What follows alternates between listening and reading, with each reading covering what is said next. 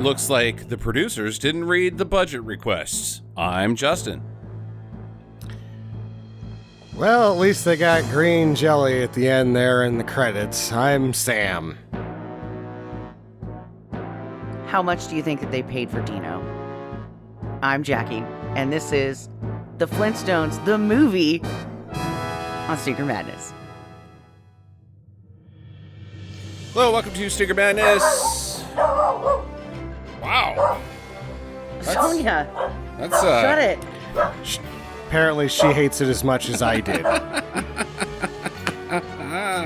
Hello, welcome to Stinker Madness. This is a podcast about bad movies for bad movie lovers by bad movie lovers. I'm your host, Justin. With me are always Sam and Jackie. This week on the show, 1994's The Flintstones, produced by Steven Spielberg, starring John Goodman, Rosie O'Donnell, Rick Moranis, Harvey Korman's in this. The lady Elizabeth Perkins, Elizabeth Taylor, Halle Berry, Kyle MacLachlan, Jonathan Winters. Both Hanna and Barbera make cameo appearances. Okay. It's chock full of people. Currently streaming on Freevee. If you haven't heard of Freevee, it was the very briefly lived IMDb TV. So basically, it's on Amazon Prime. So Freevee is not good. Okay. The audio is all over the place. The movies are split by robots whenever they just fucking feel like it on a timer, regardless of where you're at in the scene, versus where you're on Tubi. It seems like there's some consideration to the film as to when to break it up.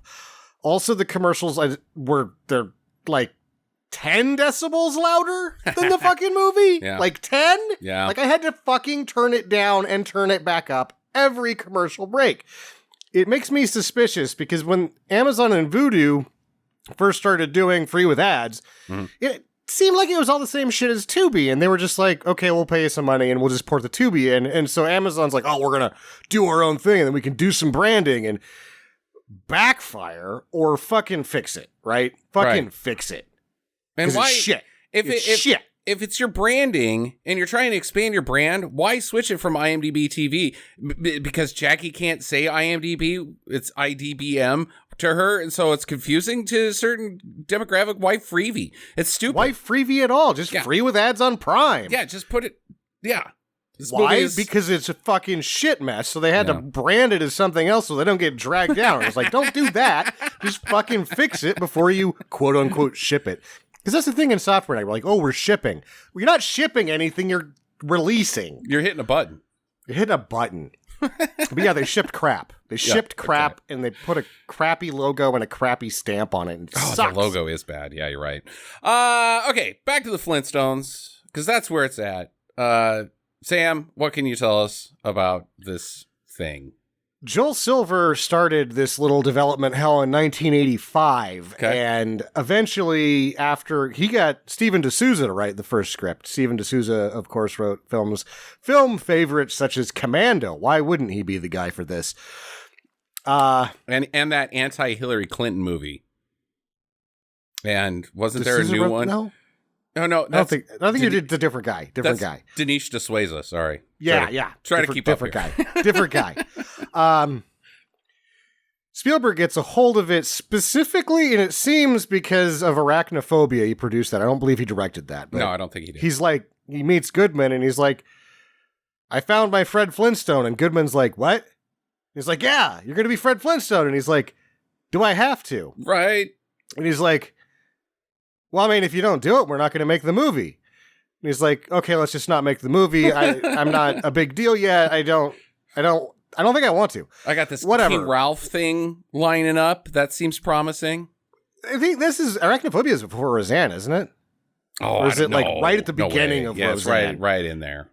But anyway, he's not a big deal yet. And through the process of making this film, as it gets lined up, all of a sudden you have a collaboration between ILM and Henson, which is a big fucking deal. Absolutely. And he's like, oh my God, if I say no, I am killing a collaboration between ILM and Henson.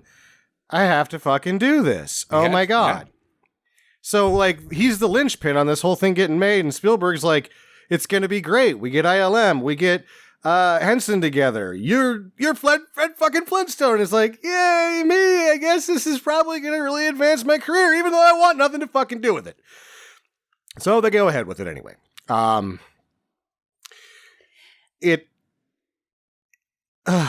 a... ILM and Henson together. Did you see this movie? I mean, this is why it was released against crap. I should have spent more time looking to see what it was released against, because this thing made 130 domestically against $45 million budget. And that means that, like, $45 million for this, even though it didn't really age that well, a lot of sets built in Utah. Huge amount of sets. Huge amount of set work. They tried to actually make it a bigger deal than it was, and they were trying to get the theme park to catch on, but it stayed tourable set for X amount of years before they tore it down. But yeah, it was like, it's a thing, and we should have the human race should have gotten more from this collaboration than the fucking Flintstones. The casting was interesting. They wanted DeVito to do Barney Rubble, and he's like, I might be able to pull off Fred, but I can't fucking pull off Barney. That's not going to fucking happen. You're going to have two fucking Fred Flintstones. Yeah, I'm the short Fred Flintstone. Well, what do we do? And they're like, fucking call Rick. They're like, oh, shit. I didn't think about it because he's not blonde. And he's like, I'm not fucking blonde either. I don't even have any fucking hair. I'm Danny fucking DeVito. What the fuck? Okay. Yeah, and so I'm with you on this one. I thought that Rick Moranis was a poor choice for Barney, because Barney's supposed to be more square-jawed, and he's supposed to be this short, like, shit brick house kind of dude. Well, everybody in the show was shaped the same, and humans are not, so I thought he was a fine choice. Rosie O'Donnell, though, for Betty was no. Okay, I'm disputing you right now. Yeah, so how did Rosie O'Donnell get the part? They cast a bunch of people. They tried them all out. Very petite, very attractive. She's going to be able to do. None of them could fucking do it. Rosie O'Donnell shows up because she'd been doing an impression for years. And they're like, do it. And she won the part because she's the best fucking Betty Rubble on earth. She wins the fucking Razzie for this because she's bigger. That's fucking bullshit. She nailed it. She did every mannerism fucking perfectly. She has the laugh down, which is a really fucking hard laugh to do. The walk, the whole fucking thing. I don't care if she's a little bit big. She fucking nailed it. I don't know what Jackie is saying on either of those two casts. The casting in this movie is top tier. See, and I didn't like Rosie O'Donnell because... You don't like Rosie O'Donnell? I don't like Rosie O'Donnell to begin with. But then I didn't like her for this part because... to me, her mannerisms were off. I cannot be further disagreeing with you. Did you ever watch The Flintstones? Yeah. All right. To me, her mannerisms were off. So that's why I didn't think she was a good fit. Not because she's bigger, but because I just thought her mannerisms were off, and I didn't understand why they would cast her. Because nobody else could do it as perfectly as her, apparently. That's like how she got cast. Even the casting department's like, people aren't going to like this. She's bigger. But we don't care. She is Betty fucking Rubble. That's what was said then. I'm not saying that now about you. I'm saying that's what was said then.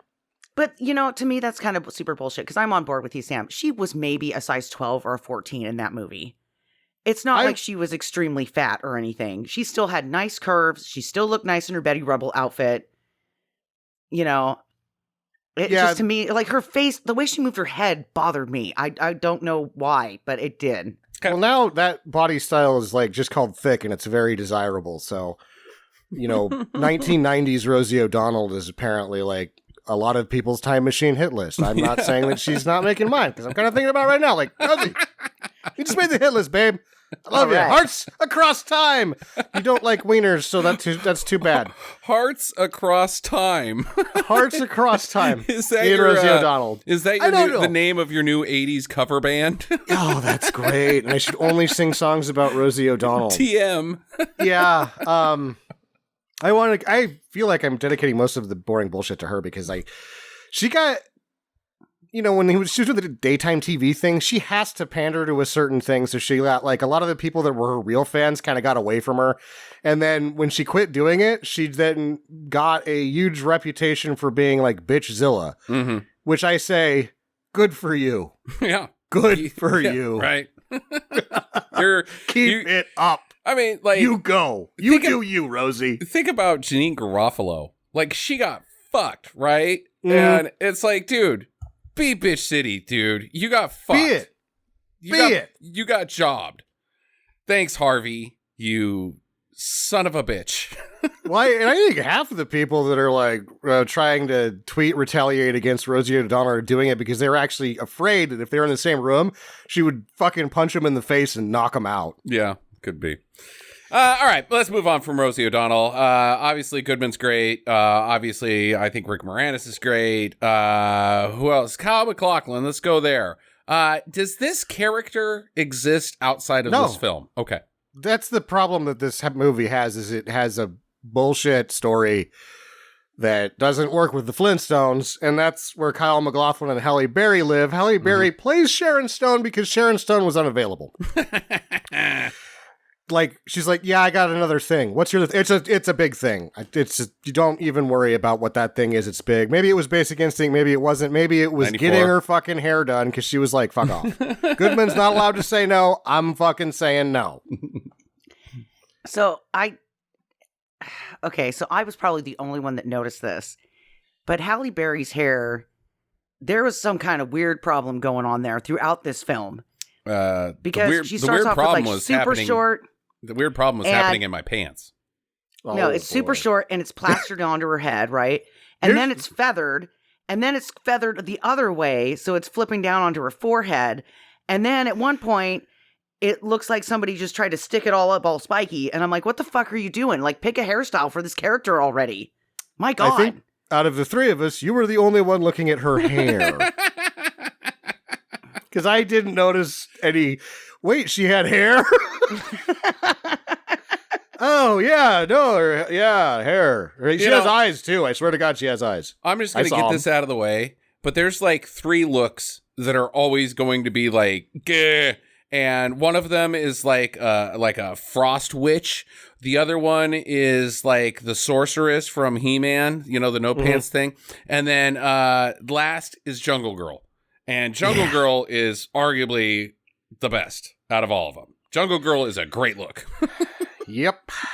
I like it. What's her name in the one with the Fred Olin Ray movie with the dinosaurs? What's her name? We always forget. Michelle Bauer. Yeah, so like Halle Berry and Michelle Bauer are driving that car. So it's the fastest car. Yeah. Jungle. That's the size of that one. Jungle Girl's a good look. Like, yeah. Okay. I don't know what the hell you're talking about, Jackie. You must have watched a different movie than me. You're probably at the end of this going to say, I loved it. And I'm going to be like, you had to have watched a different movie than I did. Because everything you are saying is the opposite of what I'm saying so far. Did the junior watch it? Isaiah did. Yeah, so, he watched it with me. Yeah. Did he like it? Yeah, he loved it. Okay. He was actually watching it again with us, but then it was time to go play with his friends, so he fucked off. Yeah. Okay. So, did your daughter watch it? No. She's in Sandpoint. Oh. Yeah, that's a town up north for people who aren't living in Idaho like us. So it had a budget of $40 million. Made 45. Made a shit ton of money, right? Shit ton. Yet was completely trashed by the critics, despite its success.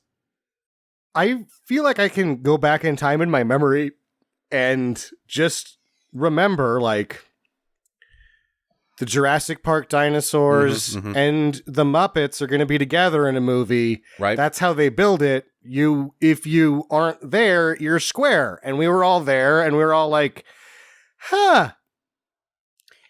That happened. So did you see this in the theater, Jackie? No. Okay, but Sam did. I don't think I did. I think I waited for tape. Yeah, we made a special trip with John and Jason and Jeremiah down to the theater to see this thing. Names we had to load. that We people loaded. I will mean, there was other recognize. people that went. Like we loaded their minivan for this bullshit. Yeah. Okay. I do remember you guys going to seeing this, and I totally skipped out. Now, yeah, you and Jonathan were going to play Command and Conquer. I wish I would have made the right decision. Right decision. Were either of you guys... Now, we've all seen the Flintstones, obviously. We're human beings that have lived on planet Earth. Do any of us like the Flintstones? I'm going to go out and say I don't.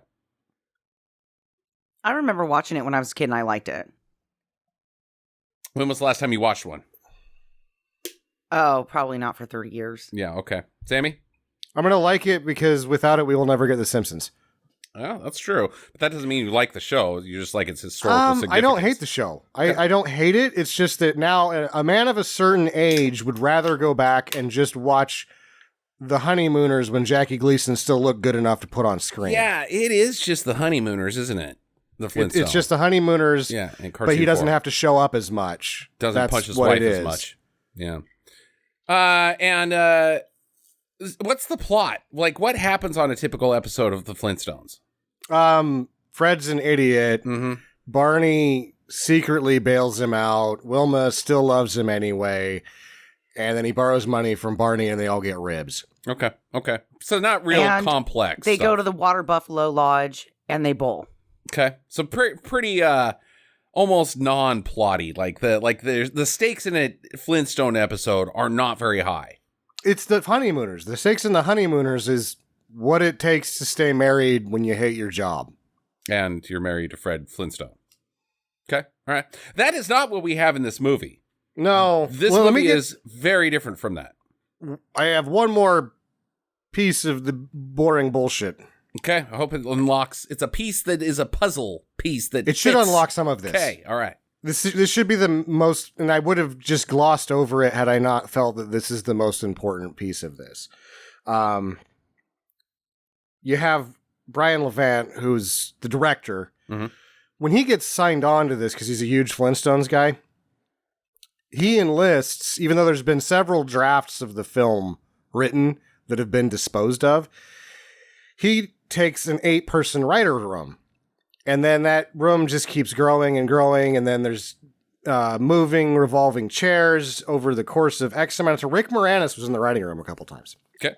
All right. Rick said that there's at least 18 people that he knows that were in the writing room. They wanted to release the script because it got rewritten so many times and fudged with, and they jammed things in and out at the last minute, that they wanted the Guild to give writing credit to the Flintstones 8 in sort of honor of the first 8 people that were in the room, that it was going to be a conglomeration. And they're like, we're going to see if the Guild does this. And the Writers Guild's like, we never fucking do this. Why would we do it now? Mm-hmm. No, we're not going to do it. So that's why you have, as I said, Steven D'Souza of Commando fame is credited. And then Tom Parker and Jim Chenoweth are credited as writers, even though none of their scripts, because D'Souza wrote his own, mm-hmm. and Chenoweth and Parker wrote their own.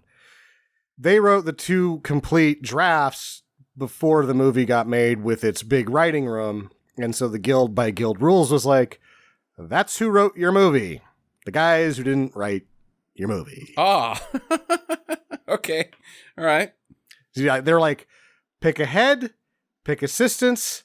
Those are the fucking rules. And they're like, no, we did it together. And they're like, we did it our way. D'Souza's getting royalties, dickhead. D'Souza. Wait. The guy that wrote Commando. Oh, shit. He's got and guess guns. what? There's going to be fucking royalties. Yeah. Okay. So, did you happen to come across anything, Sam, when you were researching this about how many product placements were in this movie? McDonald's. Product placements. Like Jurassic Park. I don't think you have to pay for those. I don't think they're actually product placements. It's a shout outs, right? Like Star Wars. Right. Yeah. Tar Wars. The shout outs are innumerable, but there was product placements, and one of them was to get Elizabeth Taylor to do it. They gave one of her perfume lines, and they modeled the bottle so that when she showed up after she agreed to do it, this is her last performance on a theatric release. Okay, all right. Oh my God. Yes. Oops. Elizabeth Taylor went out on this note. Went out And with at a one bang. point, Brian Levant, the director, when the tie-down scene, he was fumbling around and he crushed her foot and she had to have 30 minutes of medical attention before they could start shooting again. Ooh. And then she only went back because she's like, I think he fucking broke my foot, but whatever. I'm a fucking professional. Someone who also... Guy who directed Jingle All the Way, Snow Dogs, and Beethoven. She also was thinking, I wonder if he's single. Because, she married a lot of people. No, she was like, yep, crushed my foot. The only thing that's going to make me feel better is... just like husband number 4 did. Yeah, come back into the trailer and crunch on this box. You do a good job. Otherwise, I'm fucking walking. It's like, I was made Mrs. for this. Taylor.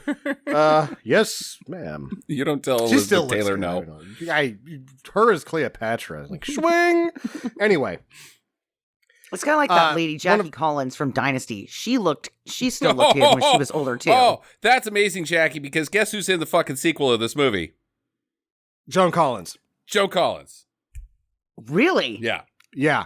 It's a prequel, actually. Yeah, right, whatever. It's a very curious coincidence that you just lashed out and noted. Yeah, why not? So, I mean, I guess the casting department was on that one, right? Right. Yeah, Jackie's casting. She would have done this one differently, apparently. But anyway, Elizabeth Taylor showed up.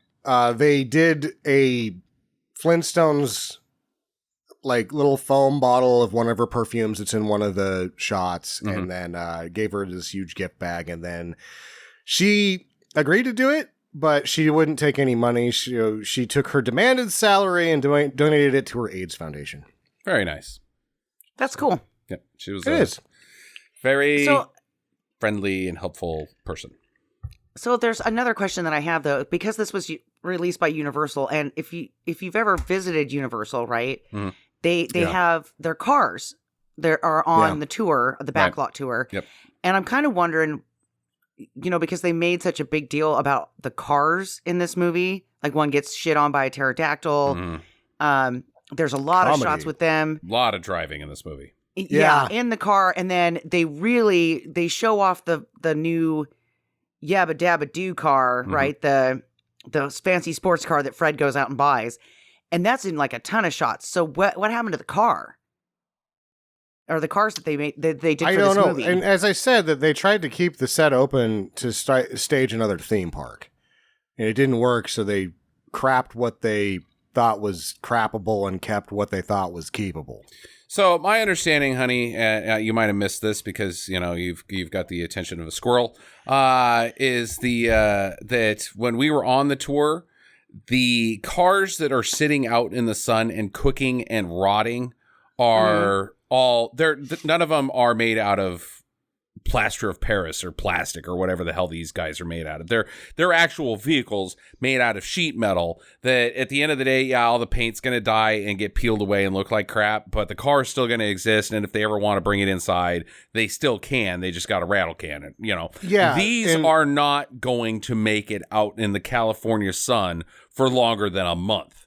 So Universal also has its own private warehouse of crap that they will bring out every now and then, parade it around, and then stick it back in the warehouse. So I'm guessing all those cars are back in the warehouse. And sometimes they'll sublease those out to like the Peterson Auto Museum in LA and, be displayed there.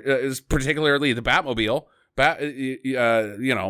Well, no, that's a Warner Brothers production, so that wouldn't count. But things of that nature that go out into shows. And see, she's not even paying attention now. She's looking at her phone.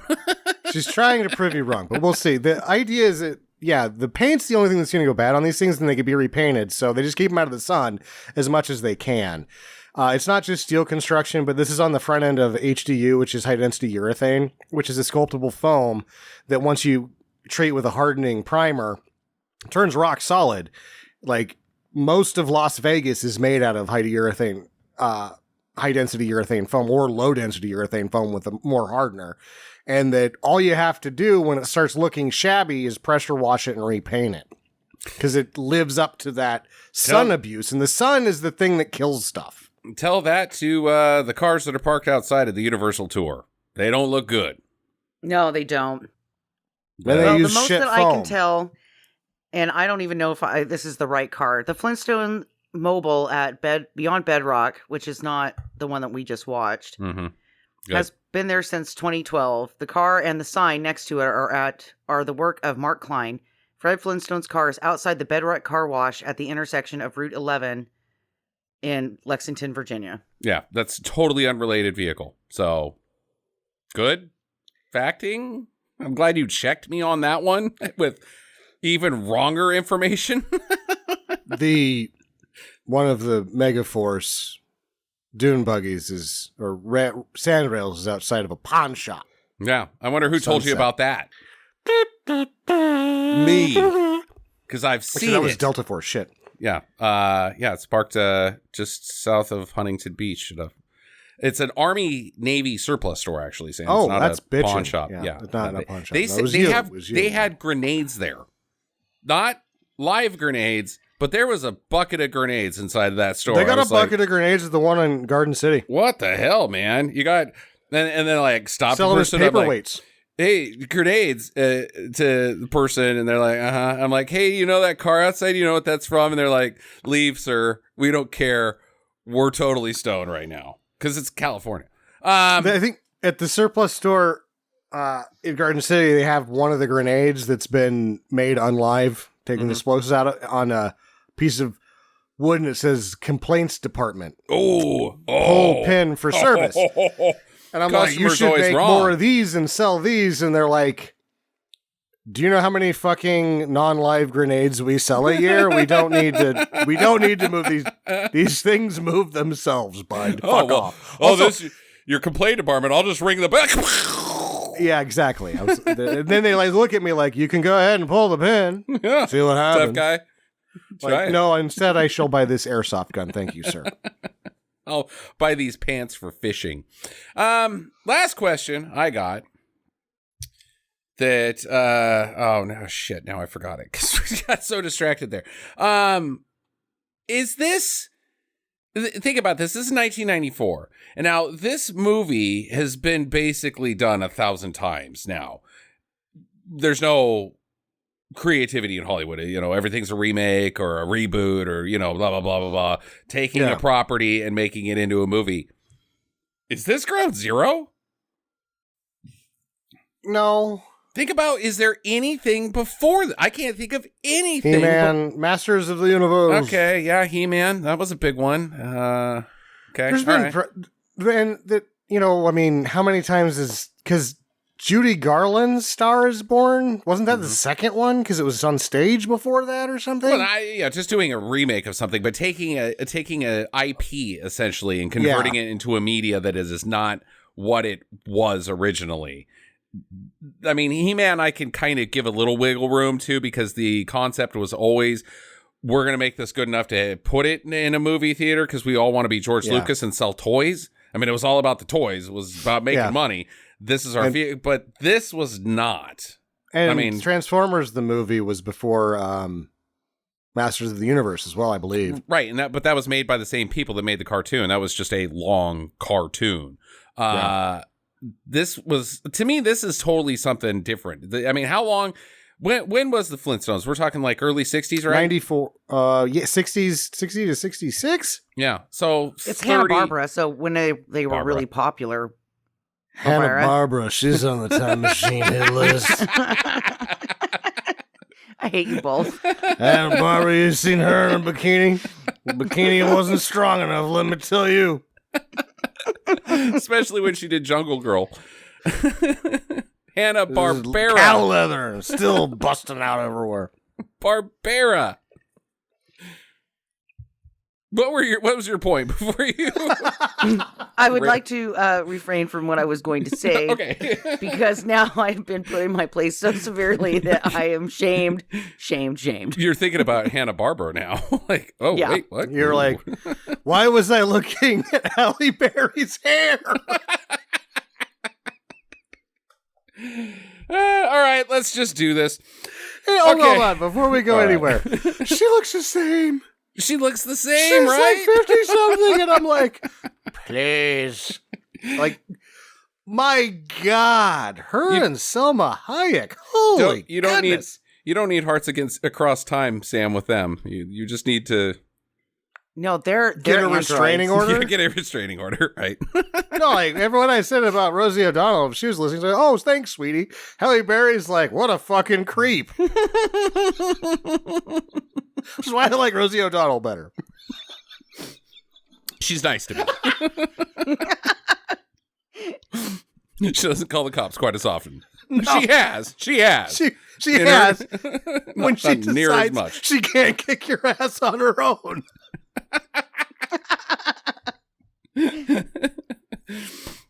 Okay, so movie opens at the Slate Company, and forgive my lack of Flintstone knowledge because I'm in the same boat as Jackie. It was a long time ago.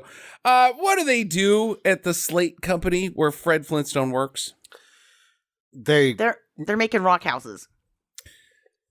Always? Or is that Yeah. where Vander Cave takes the business? They're always making rock houses. Yeah, Okay? they make rock everything. Okay. Yeah. Rock They make cars. the wheels, they make the walls. Okay. It's just a big rock quarry with manufacturing there. Yeah. Yeah. Okay. All right. And, Fred has worked there for years. He used to bust rocks, but now he's got, he's a big guy. He can actually run the Brontosaurus as a sort of logging type skidder. How does the Brontosaurus help you when you're quarrying rock? It picks up giant rocks that you can't pick up without a Brontosaurus. With its and they're not even hands? Brontosaurus, they're like Dilophosaurus, because Brontosauruses don't exist, I guess. It picks it up with its hands, its opposable thumbs. No, it bites onto the giant rocks because it's got reins like a horse, and if you don't have these monstrous guns So to it has pull no on the teeth. reins... What? It has no teeth. If a dinosaur bites onto a rock, all its teeth are going to snap off, and then it doesn't have any teeth. They That don't doesn't give a make shit sense. about that. Then you got to get Look a new at what the dino. elephants were used for in labor previously. PETA exists for a reason. I mean, I would get like a Dilophosaur, not a Dilophosaur. Those are little guys with the flappy heads that aren't real. Brachiosaurus. Yeah, Brachiosaurus. Whatever. Big long necks, right? That seems terrible. A T-Rex is even going to do better because, it's got the tiny arms, but it at least can, like, pick up something. These can't It pick up eats shit. the labor force. Well, it eats the labor force, of course, but, hey, then you got to, you bypass that union, huh? If you... I'm Somebody's talking to getting close to you. retirement. Talking to you, Elon Musk. Yeah, pension. Okay. So, Kyle MacLachlan plays this guy named Cliff Vandercave, and he's the executive vice president of Slate Company, and he's looking for a boob. He's looking for a patsy. He's looking for classic guy to pin his little scheme on, and he needs kind of a moron for it. Yeah. So he's hatching And a his plan, own which doesn't plan make sense. sucks. His own plan sucks. His own plan sucks. Yeah, he's going to get the best of the grunt workers Mhm. to be the new VP, Right. but not realizing that there's always somebody in the grunt workers, right, that's going to college or that's trying to better themselves, and they know some shit. Yeah. So Imagine if Barney would have actually ended up in that office. Yeah, Barney would have not have fucked up as bad as Fred. They lucked out. Oh, totally. It fell backwards. Yeah. No, Barney would have had Kyle MacLachlan's job in like 3 weeks. Mm-hmm. Mm-hmm. Yeah, and he would have been super nice about it. Yeah. And then Betty would have come along with her weird head movements and been like, here's some fruit, now get the fuck out. Here's some fruit. Here's Get the some fuck- fruit. This is your parting gift, I guess. Okay.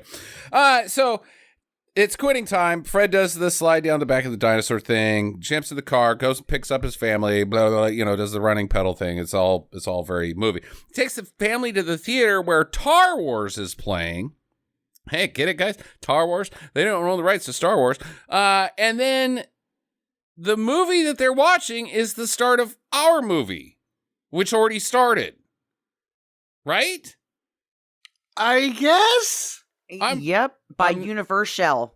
I'm not real clear on the fourth wall breaking here and its rules of they're watching us, or they're watching their own movie that already started. Like, they're late to their own movie. Steven Spielrock. Yeah, right. Everything's got rocks in it. Barney should go to the School of Rock.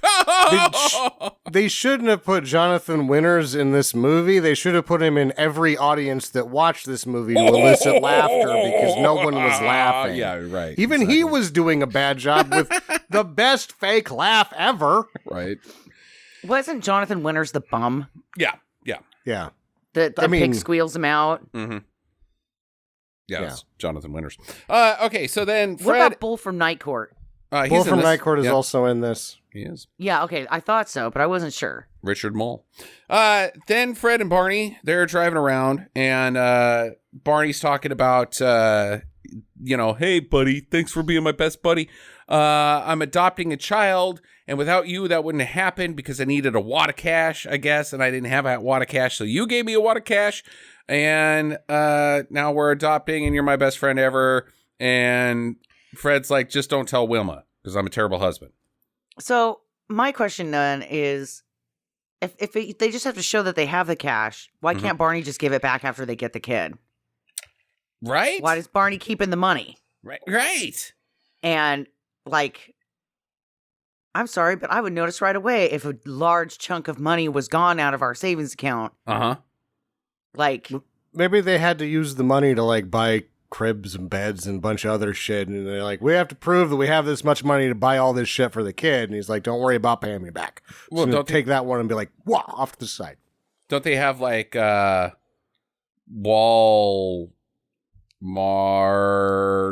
Rock? They have layaway in 1994 and 1985. Stone Mart. You can put it on layaway. Yeah, credit wasn't as readily available. Take it back, Barney. Just, do what you got to do. Take it back. Get my money back. Give me a check. I'll deposit it. I'll tell Wilma, look, it was just a temporary thing. No big deal. We still have the money. See, and they got a kid. Everything worked out. These guys are dum-dums. They are, in fact, dum-dums. They are, in fact, dum-dums. All right, so he comes home. Wilma knows that he spent the money. She's playing coy, but she knows that he drained the account. And he's like, oh, I did it for Barney. And she's like, that's the kindest, most sweetest thing that a person could ever do, and I love you for it. He is such a fucking asshole during this entire scene. During this entire movie. I am the man of this house, and I will do what I want with the money. Mm-hmm. And I'm like, and this is the point where you get kicked in the fucking balls so hard that I have to take you to the hospital and have them pulled back out. Yeah. Which is, I think, it maintains the spirit of both the Flintstones and the Honeymooners, that his wife, Jackie Gleason's character's wife, always says, oh, okay, sweetie, and then lets Earth kick him in the balls way harder than she can. True. And then makes him a sandwich after he learns his lesson. One more time, Alice! I'm going to abuse you, wife. God damn it, dude. No, not... But in the Flintstones, he never hits Wilma. No. That's the Honeymooners. He never hits her in the Honeymooners either. He never threatens to... Fred Flintstone never threatens Wilma. No. In the Honeymooners, Jackie Gleason is constantly threatening to give a tiger uppercut to his wife, Jackie. To the moon, Alice! And I think that that's actually what the Honeymooners is really about, is that in a time and place, apparently to the moon, Alice was a thing that happened all the time, and that he doesn't do it because she's smarter than him and she's a better person than him and she's making him a better person is the whole fucking point of the show. So in a time and place, you have to look at the Honeymooners and go, this is progressive. Wow, did it suck back then? Progress. Yeah. Okay. Whereas then we get to the 1950s Me Too. Yeah, sure, Sam. Yeah, but then we get to the Flintstones, and Wilma's like, listen, I'm going to fucking hit you with this rolling pin. Like, women started taking it back. Like, you've hit me for the last fucking 10 years, and guess what? Now I've got this marble rolling pin. I'm going to fucking knock you upside the head with it if you fucking touch me one more time. Yeah, and I think that's why we get The Simpsons, is because you have on the Honeymooners on screen real people, and the Flintstones become something that takes us outside of our reality just enough so we can understand that, yeah, your wife should hit you in the fucking head with a bowling pin, you fucking idiot. Or a rolling pin or whatever, right? And that's, yeah. Progress. That's the whole cycle of Honeymooners to Flintstones to Simpsons. Yep, there are. It's Star a cautionary Trek is tale. right. Star Trek is right in there.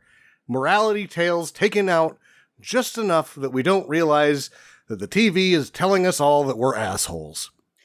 See, and I took it as this is a cautionary tale that they're telling men and women at home, like, men, you got to stop the Gleason in it, because look at what happens to Fred Flintstone. This could be you. I don't see. Subconsciously, you stop doing it because you're like, wow, if she starts to retaliate, there's a lot of like dangerous shit in that kitchen. I just don't see Obama putting Fred Flintstone up on his change posters. I think you guys are very off base. Lorena Bobbitt. Yep. I don't think the Flintstones are the progressive think piece that you think it is. Wiener in the field.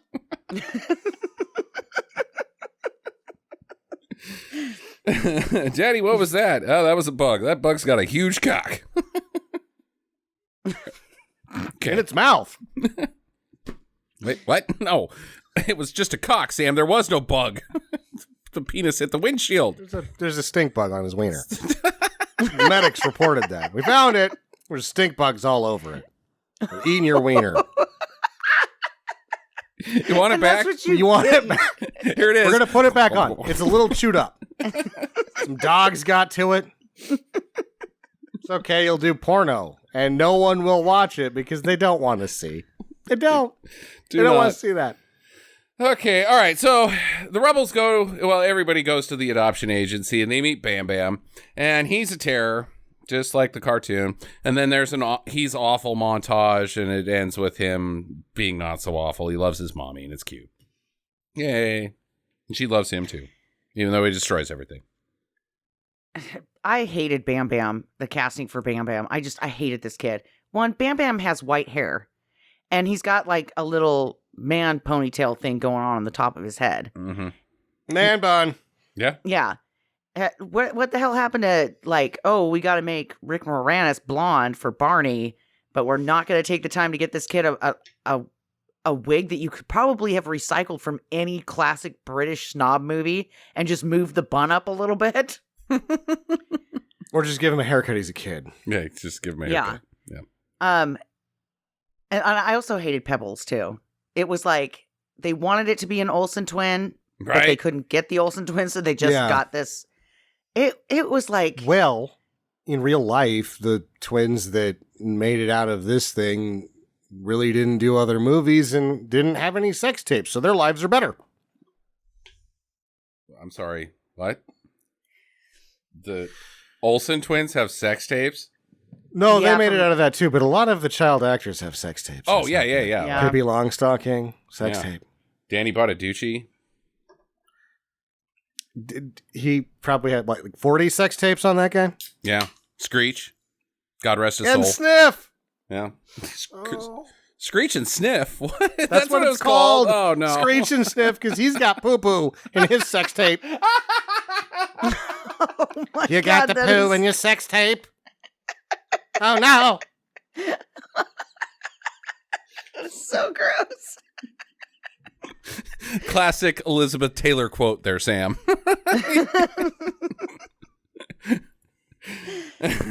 Darling, I've seen it all. I think it's Melanie Eliza Silver, and they seem like they've made it into adulthood without giant fucking scars and poo-poo sex tapes. Yay for them! And Bam Bam is, I don't even want to try to fuck up the pronunciation of the twins that played Bam Bam because they're Nordic, and I think they just went back to They actually got barbarians to be Bam Bam. No, they're probably engineers now. You're right. They got a little barbarian in them. Little Hannah barbarian. Yeah. Huh? I have crushed the problem with nuclear power and waste. Yes. I wonder if each one of those twins, though, the Nordic ones that played Bam Bam, they each have a club and they keep it in their offices, their engineering offices, and then when they have to go in for meetings, they're like, "Oh yeah, I was Bam Bam in an American movie." Probably. And then he's Jackie. like, "Would you like to see my club?" And they're like, "Where is it, on the shelf?" He's like, "No, it's downstairs. We play electronica." Get it? Because I'm Bam Bam, and he's Bam Bam, and this is Club. If you don't get it, you can't come in. We have all the drugs. Don't try to steal my dance moves. Why are they German now?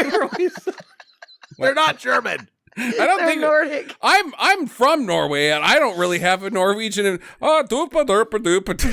It's just the Swedish. We chef. can't make fun of them because they're like doing good things and Right. not being stupid like everybody else on Earth. Very I good guess. socialized medicine and quality education.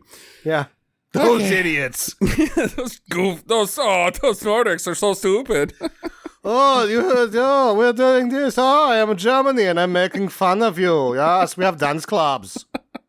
All right. Speaking of nightly activities, it's now bowling night in the movie, and Fred's great at bowling. Apparently, he's does the twinkle toes thing. That's what they call him, twinkle toes. Hey, twinkle toes.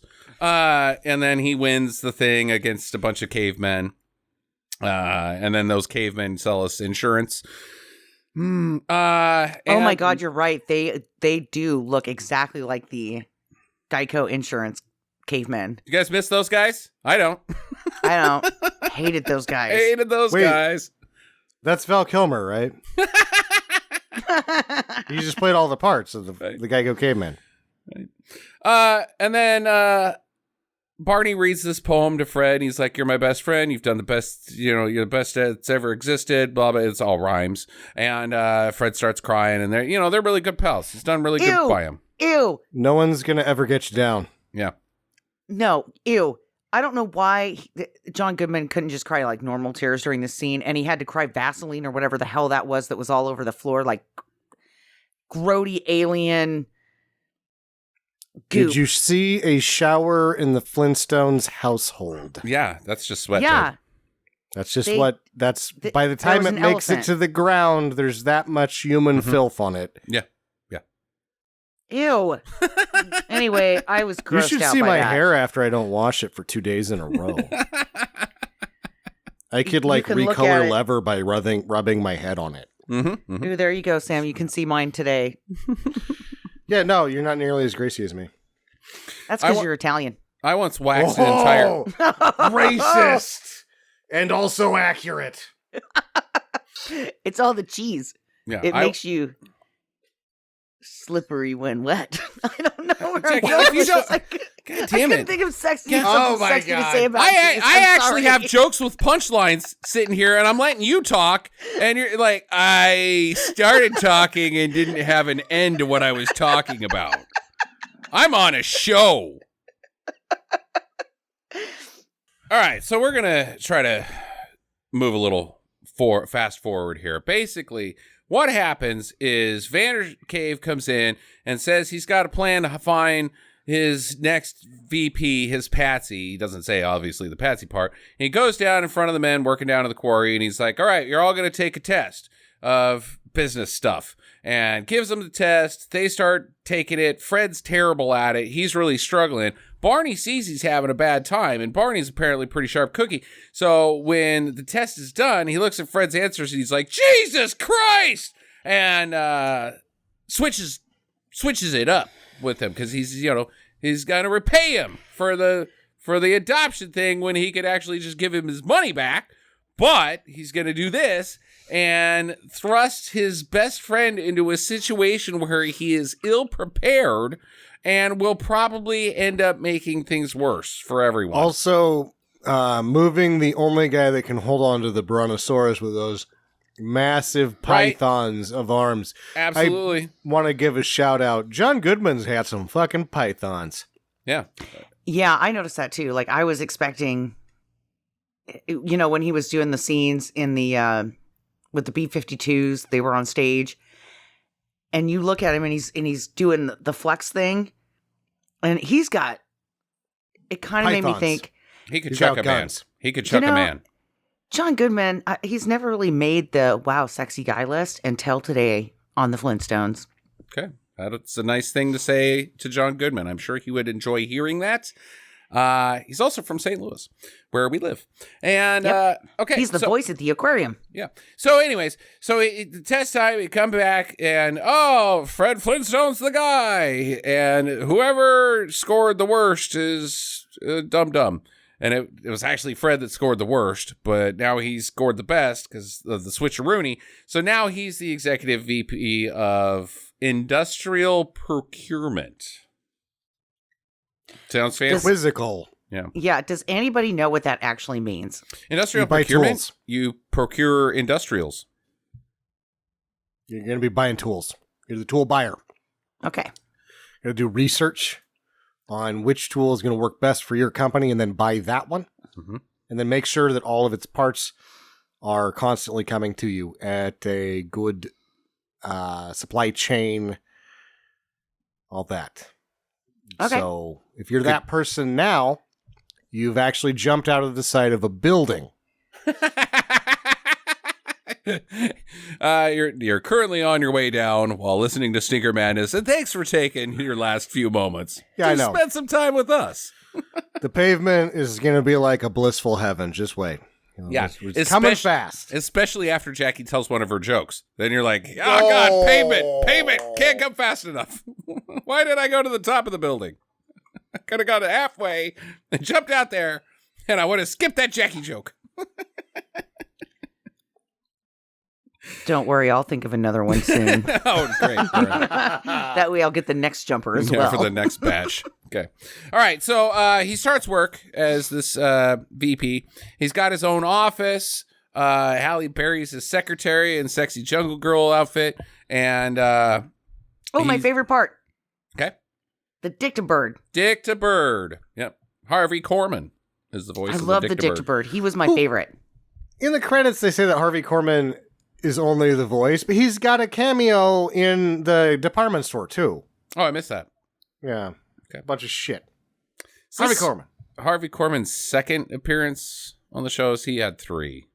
I think it's only 2. Yeah. He's pretty choosy about what he does. Yeah, except for this one in the Star Wars special. So Vandercave tells Fred that, hey, glad you like your new cush office, but your first role of vice president of industrial procurement, not human resources or operations management of the quarry or whatever, you got to fire one of the quarrymen because he's an idiot. He scored the worst. And it just happens to be your best friend, Barney Rubble. So let's say Totally not your job. that this had actually been Barney that was hired here. Mm-hmm. It's like, this guy scored the lowest on his aptitude test. You got to fire him. Right. That's Fred Flintstone. He's my best friend. He wouldn't have said that. He'd have been like, who's going to hold on to the brontosaurus? Who's going to use the... Did you see that guy's pythons? Yeah. Doesn't matter if he fucking eats crayons for lunch. We don't He's holding on to a brontosaurus. We don't have a quarry without that guy.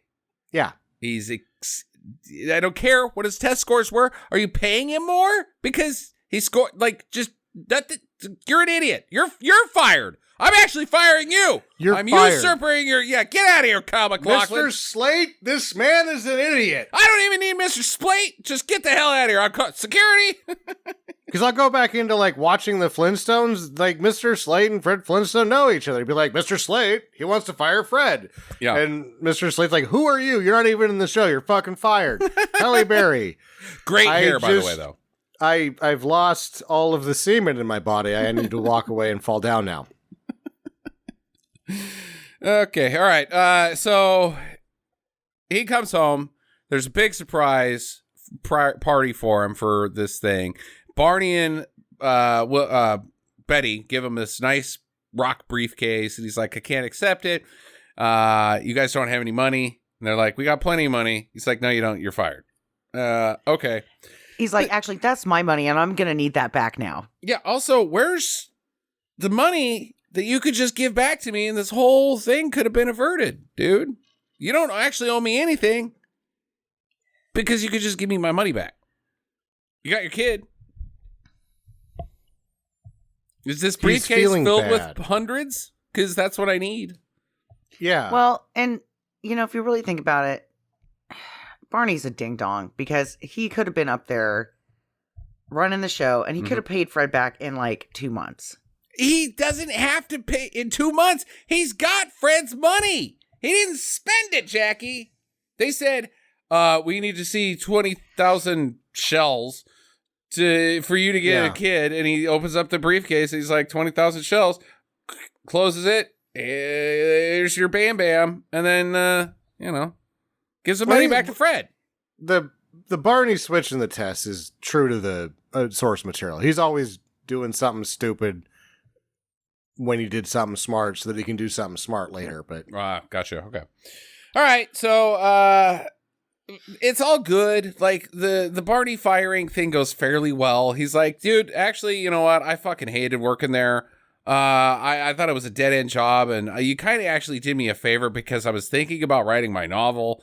And things are going to change for me. I can feel it. I'm a driver. I'm a winner. Things are going to change. I can feel it. Thanks. Loser. Yeah. Subtle joke, but you went ahead and took a rock hammer. You took a brontosaurus, Jackie, and you rode it, and you just picked up the literalness of my joke and slid down the back of its ass. Because I don't know what the friggin' brontosaurus even does. You were throwing pebbles, whereas I threw a brontosaurus-sized rock into that joke. Like, bam! All right. Just in case you missed the... Bam Bam. Speaking of Bam Bam, Betty and Wilma go shopping in a crystal shop, and they bring a bull, and he destroys it. And Wilma has to pay for it because Betty's got no cash. Time is kind of moving fast here. Her credit card gets declined. Yeah, it seems like it's been weeks since Barney's had a job, and they're running out of savings, which is actually just the money that Fred loaned him temporarily. Meanwhile, back at the office, Jungle Girl is dropping off documents for him to sign. And he's like, I'm a VP. Well, maybe I should read these ones. This seems important. So there's a little, sparkle of Fred not being a total moron, but then he gets distracted by Jungle Girl. how could you not? I Climbing guess all over the Jackie desk. was immune to her charms because she's like, her hair is inconsistent. And I was like, what? Here's the deal. I don't think Halle Berry is beautiful. Wow. What? Wow. I do not find her to be attractive at all. What the fuck? Yeah, I know. I love Sam Elliott, dirty old trailer trash man, but not Halle Berry. Okay, so you're like, Halle Berry isn't attractive because she doesn't have 10 wrinkly wieners hanging from her face? Correct. Yep. Okay. Yep. That checks out. That tracks with her MO, Sam. You and I are just boring, same old everybody else on the planet that thinks Halle Berry's top 5 of all time. See, and I think Jackie's Nicole Kidman is I'm over here on my own universe. Ugh. See, and for me, I think Nicole Kidman is one of my most desirable ladies out there. Okay. Whereas Halle Berry doesn't even make the top 5. What's So your you're point? like pasty and awkward? Yeah, you know what? I'm saying it. Nicole Kidman's pasty and awkward. I'm not gonna. Yeah, we she's know. not on the hit list. We know.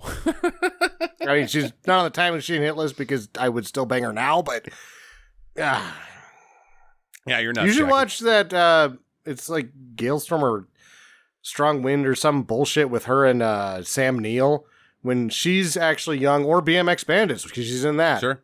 Pasty and awkward. I yes, she's matured into a beautiful woman. I will tell Jackie one thing, that there was a period in time that I was not down with the Halle Berry because I also wanted to be arbitrary and be like, oh, everybody else loves Halle Berry. I got to be unique. And then she did that Razzie thing and I was like, dude, she's cool. Like, that's cool, lady. You don't take yourself fucking seriously and you're super hot. Whereas a lot of everybody else would be like, fuck the Razzies. No, you're just having fun with it. You're down. You are down, lady. Yeah, she was also married to Lenny Kravitz, who I find appalling. No, What? she wasn't.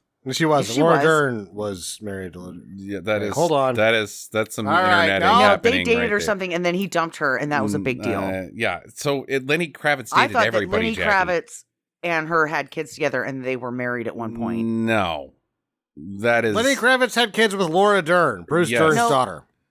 Laura Dern is married to Jason Momoa.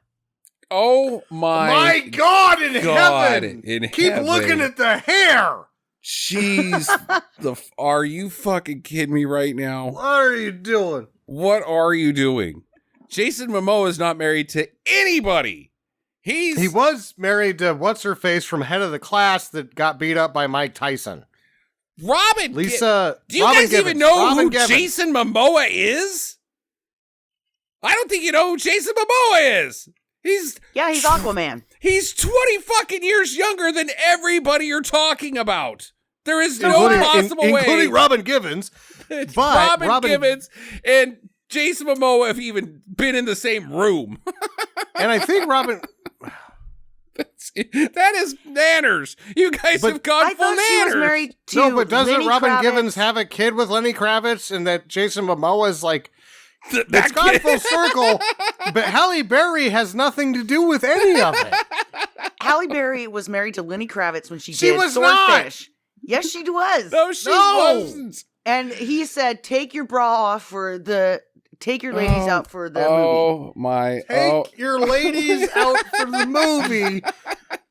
And she was like, no, here's You know who Machete Halle, Halle Berry is currently not married to anybody. You know who the only name on this list of her 3 ex-husbands I know is David Justice from the fucking Atlanta Braves. That's it, Jackie. She was married to David Justice. That guy and kicked she ass. dropped him like the hot rock he was. That guy went from hot to Fucking turd Lenny in Kravitz a and Jason heartbeat. Momoa and Robin Givens. Oh, that was some Alex Jones shit right there, Jackie. You should get sued for $50 million. Mhm. Jesus You need more Christ. listeners. Your fake news is good. Shut up, you two. Is it? It was pretty clearly very wrong, Sam. Well, Alex Jones is very clearly wrong most of the time. So I don't know. The lizard people living at the center of the planet and ruling all of us from the shadows, that checks out more than Lenny goddamn Kravitz and fucking Halle Berry. We need the weekly world news, and Alex Jones needs to lean a little bit harder into that. You know who she dated before? It was fucking Bat Boy. Shut He up, lives in caves in Brazil. She would go down to this cave. Yeah. It's just right by where gay frolicking Hitler lives. Also in Brazil. Also dated Halle Berry. Also dated Halle Berry. Oh my god. Fucking insane, Jackie. You are on one today. Okay, all right. So Bam Bam goes shopping and wrecks the china shop, right? That's how we got to fucking Lenny Kravitz right here. Okay. So Wilma walks in while Halle Berry's being super sexy, and she's like, sure, Fred. He's being a fucking piece of shit. I don't know, man. To me, I'm sorry, but if somebody is throwing themselves at you like that, he needs to the call human gentlemanly resources. thing to do is to say, "Hey, respect yourself," and then help her off of your desk. And please don't do that again, because my wife that you just saw owns a knife. You get up and you move to the file cabinet and you act like you're going to get something out of the Just file checking cabinet. And you always have files. like a calculator on the file cabinet so that when people make advances to you, you can be like, I lost this calculator. And you give them a weird look that's like, you should get off my fucking desk. Yeah. And if they don't, then you actually have to verbalize, yes, this is inappropriate behavior. Yeah, I And they're mean, like- okay. And you don't say, I'm going to call human resources. And if they say, are you going to call human resources? Then you go, no, don't do it again. I'll joking aside, and it's fun inside the movie, but if somebody did this to me, even if it was Halle Berry, I'd be like, no, get out. I'm here to work. I'm not here for this, lady. I am here to work. Get off my desk. I can't get shit done with you sliming all over it. He's an idiot. He doesn't even know what his job is. Right.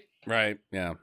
Yeah, and in your situation, if I'm Wilma and I walk in on that bitch ain't gonna have no hair when I'm done, because I'm gonna pull her ass off that desk by her scalp. I think that you're being very, very childish. Okay, no, I'd probably be like, oh my God, seriously, get up, come on. I can see your butt. Your butt is out. That's your hilarious. Butt is out. Also, I'm Elizabeth Perkins, so I'm getting close to being on the Time Machine hit list. Yeah, jealousy's not real great. Jealousy doesn't do a lot for me, Jackie, just so you know. You know, let's be honest. I would probably start laughing pretty hard. Yeah, it's just because silly. that is my personality, and I'd be like, "Come on, get up! Yep. I need to borrow the stapler. That's why I came in here. Move." Yeah, remember you dance very seductively. Well, that's what's going on here in this scene. So it's more funny than not when it happens in real life. Like, sure, lady. What you do to make it like a life-shattering event is you just like set pebbles on the desk so that she leans over and looks at her like, hi, and you're like, who are you? And then she looks around and she's like, oh my God, I'm now inside of a family. Oh no.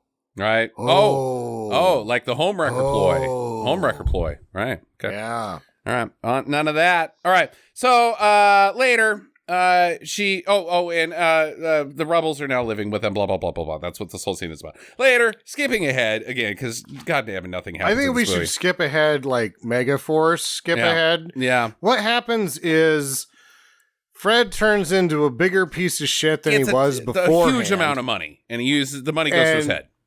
It makes him like Bezos, Elon Musk pieces of shit. Mm-hmm. Like, Dino's running away from your stick with your steak, Barney. You better go chase your dinner down. Dog's got your dinner. Yeah. Now mow my lawn. Bitch. Fucking son of a bitch. Yeah, freeloader. And it finally comes to a head with Betty when they're at a swanky dinner. Mm-hmm. There's a lot of nonsense that is completely forgettable. B-52s are there. No, they're not. Okay. If because you Cindy see most Wilson of the B-52s there. playing at a club. Cindy Wilson said no. Okay. She's like, I'm above this. I'm above this, baby. Above from this, the baby. Perkins was there, yeah, and what's-his-face was there, and then the drummer was there, but the B-52s were not there. And they got to, like... Yeah, I guess... Enough with the hair, Jackie. Jesus. The other two were like, go ahead, it's fine. We get cash off this, but I'm not going to fucking do it. And that's what Good job, Cindy Not gonna Wilson. do it, baby! And the song sucks because there isn't the dual part harmony, right? And how, after all this shit, they don't just do rock lobster... The pun. I'll tell you why. Guys. Because they put a price tag on that one. And that's why Cindy Wilson didn't show up. What happens? God, I can never remember his name. It's like David Frank or something like that. When he's at the, when he goes into the office and his manager's there, his manager is with the label and the studio producers. And they're like, well... See, the whole thing is we've got like stones and shells and rocks, and we were thinking you could do rock lobster. What's your price? And the David guy is like, $1 million. Fred Schneider. Fred Schneider, thank you. That's just how he talks. That's how I imagine him to talk. Like, would you like to do it over lunch? Lunch, baby. lunch, baby. Sandwiches. Yeah. That's what he does. He's like, I'll do it. And then Katie Pearson and Cindy Wilson are like, we want this much money. And he's like, I could only get this much.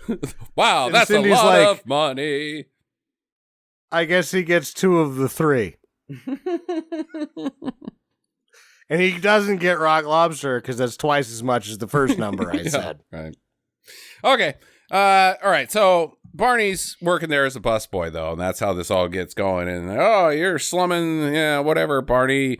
Oh, you're a piece of shit, Fred. Well, fuck you, Barney. Where's my money that you still owe me, Barney? He's like, I'm trying to do a good job here, and I cheated my own life to help you out, you son of a bitch. No, there's no way. I'm too smart for that, said Fred. Oh, yeah, well, eat this knuckle sandwich. And B-52s are like, eat a knuckle sandwich. Because of the sandwich. Okay. No. Knuckles! Anybody else really fucking love the B-52s in this room? What's that? Does anybody else really love the B-52s? Yeah, they're great. They're so great that... Top 20 for me. I love the B-52s. Absolutely. They are a band that exists without making any sense. Right. And that makes them really special to me because if you pitched a record producer what they're about to do for their career, that record producer, no matter how big he is or how small he is, would tell you to fuck off. Yeah. No, they're something else. Okay. So Fred gets punched out and they leave with the kids. They take the kids and move, I guess. And then Wilma is also like, I don't need all this trash in my house. I'm also leaving with the kids. Goodbye, Fred. Going to my mother's. Elizabeth Taylor. White diamonds. You should have done that, Jackie. Jackie, you do white diamonds. I don't know what you're talking about. The song. The song White Diamonds. I've never heard that song. Yes, What? you have. I can't remember how it goes.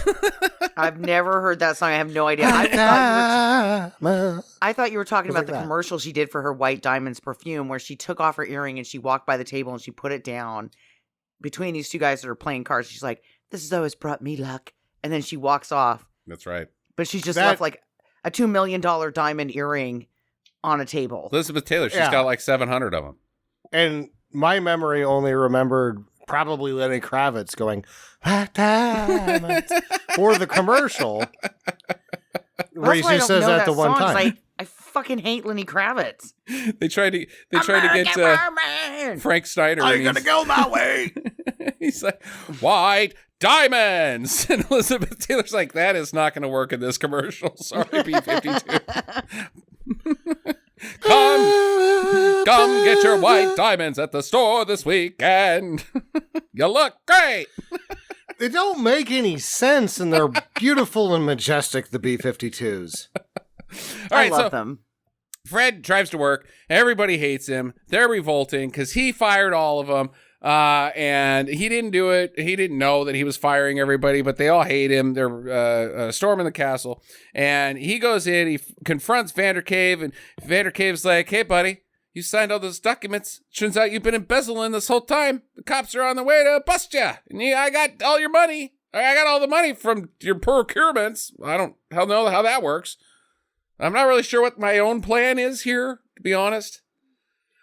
Can you tell me, Fred? We found the seashells. We're going to move them around the right way, but I'm just going to keep them all. Okay.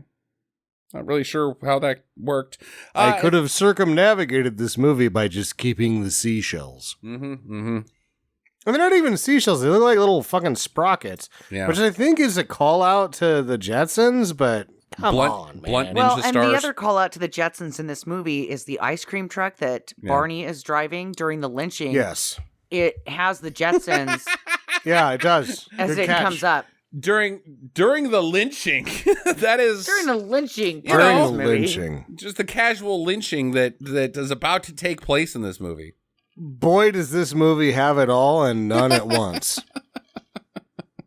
Yeah, Fred goes on the lam. He's running around. He ends up in Bum Alley. His old garbage disposal spots him, which is a dinosaur, and it's like Fred Flintstone because all the animals talk. And so he's chased by... Yeah. He's squeaking it. Yeah. And he's chased through the streets, and they eventually catch up to him, surround him, string him a goddamn up, Barney pulls up with ice cream. He's like, hey, anybody want a snow cone for this lynching party? And Fred's like, hey, Barney, what are you doing here? Wait, you know this guy? String him up too. Double lynching. Two for one. Lynching. It's the only thing better than a lynching, but you could do a triple or a quadruple or octuple, and it would be better than when you I'll be hang honest, everybody. I get bored after 4, so I think that's the cap.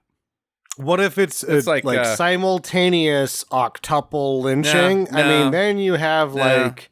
See, there's only 3 triple headers, the most you can do in baseball. When you have the WrestleMania, there's only 3 real big events, man. Four's my top end, Sam, on lynchings. Okay, what if it's Dodge City, Kansas in 1859, and you've got a single lynching, a double lynching, and a triple lynching, followed by an octuple lynching, and you promise to deliver that lynching inside of 2 hours, and you sell food. That's like 16 hangings. That happened, but it's still only 4 lynchings. So are you serious? That happened somewhere? That doesn't.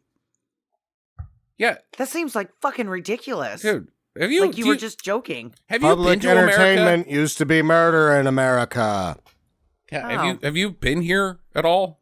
Also, in Earth, going to the theater was a stoning.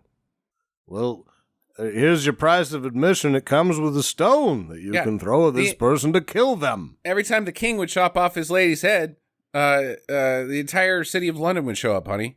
I mean, are you serious? People are awful? Yeah. Welcome to Earth. The Greeks were like, hey, we're going to make theater. And the Romans were like, you know what the problem with that is?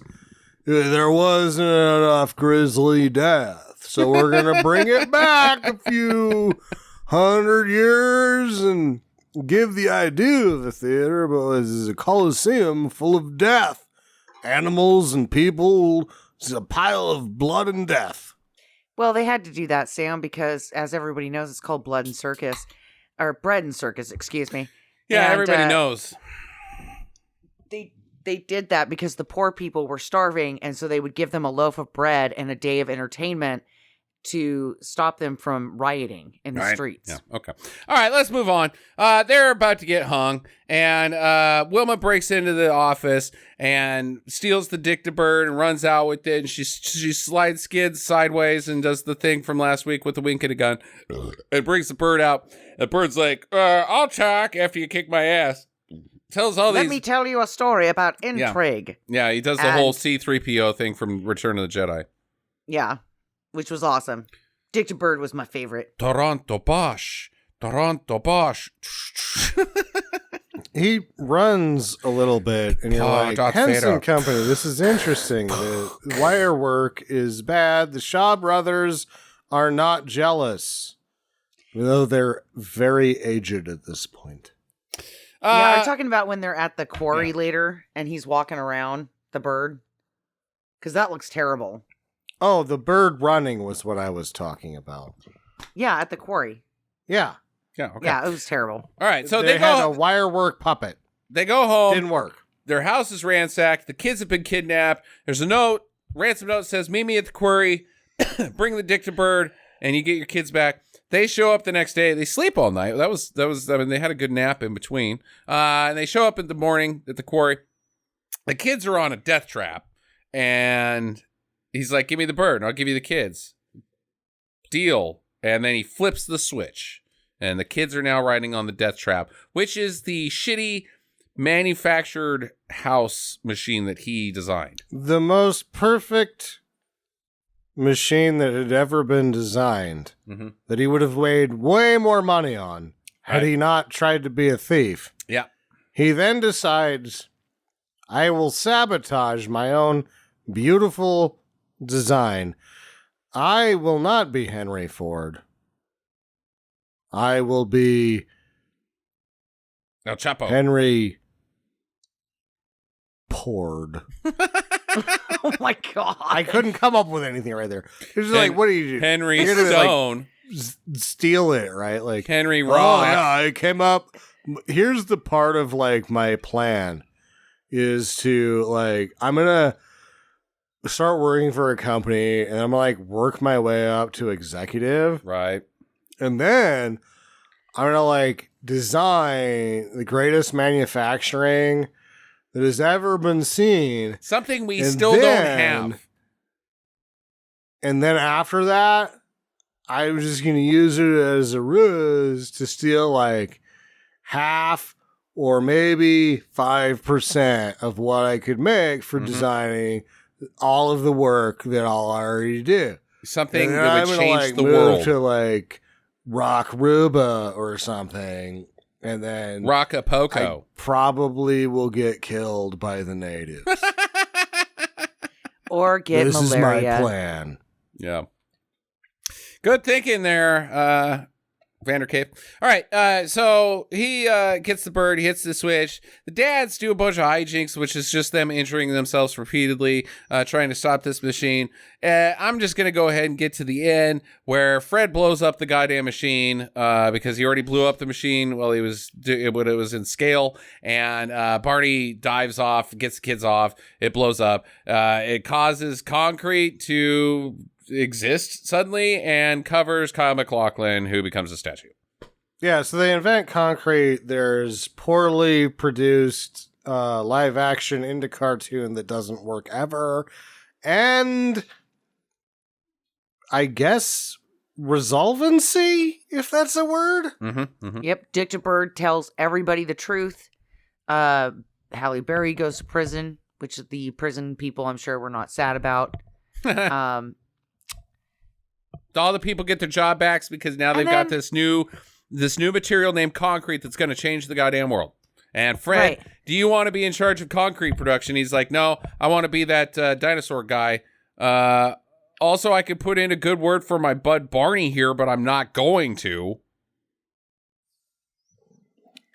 Hire Barney for this job and let me yank the cables on the Brontosaurus because I'm the only guy that can do it. It doesn't make any fucking sense. And then give me residual rights for the cement, right? Yeah. But let me continue to be a grunt worker. No, he doesn't do any of that. He just says, I want to be a grunt worker. Sure, let's start this movie over again with how everybody was before. Not this guy fucking Barney is your guy right here. This is your guy right here, Barney. Barney Rubble. Nothing. He says nothing. Thanks. Thanks, Fred. I'm so glad you're my bestie.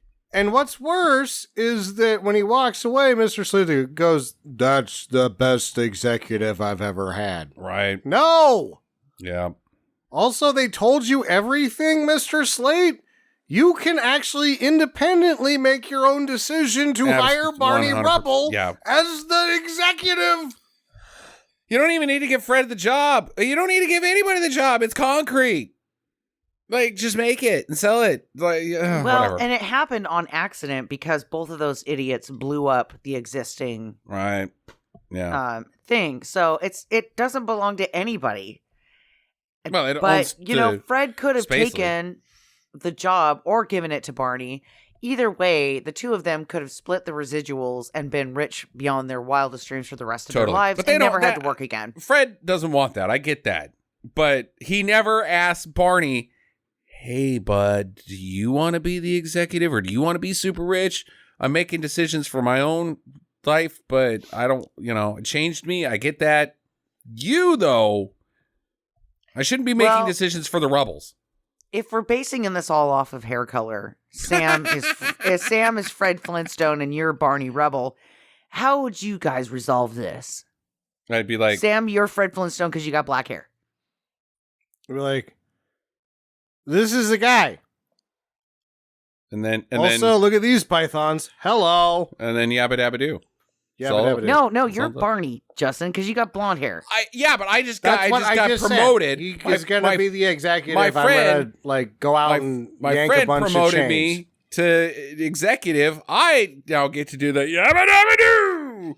And then also Fred, we need to talk about your tardiness of late, and there's been some reports about what you've done to the bathroom. And I'm afraid we're going to have to let you go because the janitorial department is like, Big shits. You're costing us. We're in the rears because of the janitorial department cleaning up your toilet. Yeah. How many times have you been to work? Actually, I have a record of it. It's twice because that's how many times the toilet was clogged. Right. Gotta let you go. Sorry. Here's your watch and a keychain. All right. So they cuts to them in the drive-thru leaving Tar Wars, the movie that they just watched. I mean, we see on screen is the movie we're watching. They went to the movies and watched a movie about themselves, and it just happened to be called Tar Wars. But yeah, okay. And then we get the live action sequence of the actual credits from the TV show. I want to watch the movie Tar Wars. I think this is how it goes. Two armies of like beasts line up on either side of a tar pit, and then Tar wins. They just run into it, and it's like a drain. Like what? Tar Wars sucks. Can we put Brett Brown in it, and he also loses to the Tar Wars? No. Red Brown seems like he should be in it and just be like, he's Artax. Put me in a scuba suit. I'm Red Brown. I'm going to yank this mastodon out of there. And then it comes up at the end and it's only Red Brown. He's like, I couldn't get him, but I stayed alive. That's what Red Brown does. Okay. All right, questions. I don't have any. I think I have the final question if anybody has any questions. Also a movie starring Red Brown. Jackie, I'm empty. So, do they just go back to being just fucking poor? Yeah. And they're not even really that poor, honey. They're like middle they class. repossessed parts of their house that would cost more to repossess than that to doesn't just make leave sense. them there. Just leave it there. It doesn't make a whole lot of sense. And I don't think they're poor to begin with. I think that they're middle class. They've got 3-bedroom houses. They're doing just fine. It's very like The Simpsons-esque. Like The Simpsons are poor. No, they're not. They're doing just fucking fine. Homer's actually Simpson, a nuclear engineer, he's an so idiot, he makes a shitload. but he does a really good job as the safety inspector he reads the meter and he checks the numbers and he puts them down. Does his job. Yep. The power plant's only blown up like 3 times, so it's fine. In 26 years. No, I don't think they're poor. I think they're living fine. I think they just got greedy. My question, what's the moral of the story? I was going to ask that. Read documents? Because that's really the thing. Like, hey, yes, don't be an asshole when you get rich, but... The moral of the story is make a different movie. oh, blast. Zap. Okay. Wow. All right. I that's all I can get is like that they're trying to tell us that's the only moral. Read things before you sign them. And titties. Go, Sam. Your final question. What is not faithful to the Flintstones in this film that people were like, oh no, and it gets excused constantly for being faithful to the Flintstones? And I say it is not. What is not faithful about this film to the Flintstones' original formula? Nothing? The kids, for one. Why? That's old. on the right track, Jackie, but go further. They're too old. They're young in this. They're too young in this. Aren't they? They're too young, but it doesn't matter. Aren't Let's they just think dating about in the the formula Flintstones? of every episode of the Flintstones and what goes wrong in an episode of the Flintstones and how it's fixed. It's usually one of the kids fixes it. Pebbles figures out the actual problem. Oh. Then Wilma institutes a solution that may or may not work, but Barney shows up, and then Bam Bam smashes the problem. Hey. Bam Bam and Pebbles are victims in this movie. Yeah. This is not a faithful adaptation, no matter what anyone says. They're like, oh, it was a very faithful. It is not. It is shameful. I've never seen Bam somebody get so Bam upset. smashed the dinosaurs at the end every time. What happens at the end of this movie? Oh, there's a giant machine. What's going to happen? Bam Bam's going to fucking smash it. That's what's going to fucking happen. He's How Bam does Bam Bam not smash it? That doesn't make any How sense. does Bam Bam not fucking smash it? How does I'm Bam mad. Bam not? How does Bam Bam even get captured? Right? Because that kid is gonna hit whoever's coming at them with a stick No shit. to protect Pebbles, right? Because he loves Pebbles. Bam Bam smashes some crystals in the fucking Versace store. Bam Bam doesn't go into the fucking Versace store. He starts killing dinosaurs outside of it. And they didn't sing that cute song. So let the sun shine in. Do do do do do do. They missed the boat on this one hard, as far Yeah. as I'm concerned. All right, well, that leads me to my last thought. This is a mixed thing because it's final recommendations. I'm going to go first, since this is Jackie's movie. This is a make or don't for me, but that's for me. I am not the target of this film. My son loved it. I could see a lot of parents being like, yeah, I'll take our kids to a nice family thing, and it's got a couple cute little nostalgia jokes. I chuckled a couple times on some of the gags. I could see like the people that just in the last couple months took their kids to see the Rise of Gru and DC Super Pets. You're taking them to see that shit, but you didn't like this shit. I mean, yes, you did take them all, but like the critics, this got a 39 Metacritic score. What do you think it is? Because I actually saw a very tight production with incredible design, great costumes, great props, great, like everything looks good. Even the bad CGI by today's standards, that looked pretty fucking great in 1994. I just don't get why this movie is loathed other than the fact that I don't like family movies. It's loathed by me because I'm an ass. I'm a cynic. I'm a cynical son of a bitch, and I hate everything that is warm and fuzzy. But I'm not the target for this movie. So don't, but also question mark? What the fuck, man? What did you expect? Roger Ebert? Come on. Sam. I mirror every comment you just made. This is not a faithful adaptation of the Flintstones. It's not as poignant. It's not even nearly hard-hitting.